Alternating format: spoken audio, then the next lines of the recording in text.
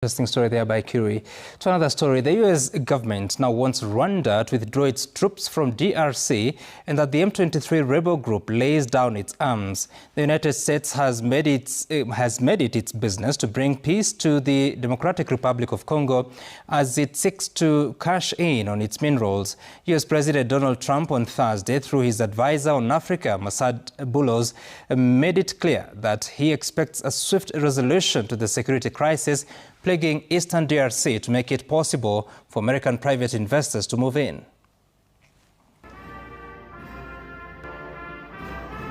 President Felix Tshisekedi of the Democratic Republic of the Congo has a powerful ally in U.S. President Donald Trump, who on Thursday demanded Rwanda immediately withdraws its troops from the DRC and that the rebel group M23 lays down its arms. Now he expects all parties to demonstrate that readiness through action.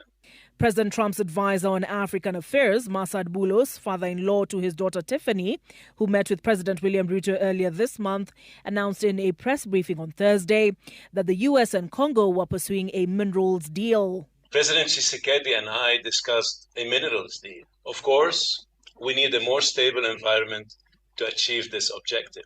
President Tshisekedi has been dangling the carrot of minerals at President Trump in a strategy to outsmart President Paul Kagame, with whom he is engaged in a war of words prior to a meeting in Qatar last month and alleged armed conflict. The U.S. position is that the M23 must lay down their arms and Rwandan forces must withdraw from the DRC. The United States does have quite a bit of tools at its disposal that it can and will use if need be. The DRC is possessed of 70% of the world's cobalt and coltan, critical to the powering of smart devices. Following our discussions with conflict participants, M23 pulled back from the town of Walikale.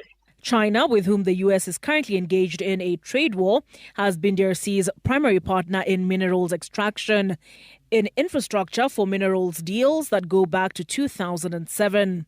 China recently placed restrictions on the export of its rare earth minerals to the U.S. The European Union called for withdrawal of Rwanda's troops from the DRC and an end to cooperation with M23. The European Parliament called for the suspension of its minerals deal with Rwanda. As for an African solution to an African problem, we highly appreciate their efforts. They've been trying and doing their best for a very long time, for many years. Just like President Trump expressed, and I said earlier in my opening statement, we do expect and hope and expect that this will end very, very quickly. And as for Rwanda's concerns over the FDLR, they have to feel safe from any such threats, whether they are actual or perceived. Olive Burrows, Citizen TV.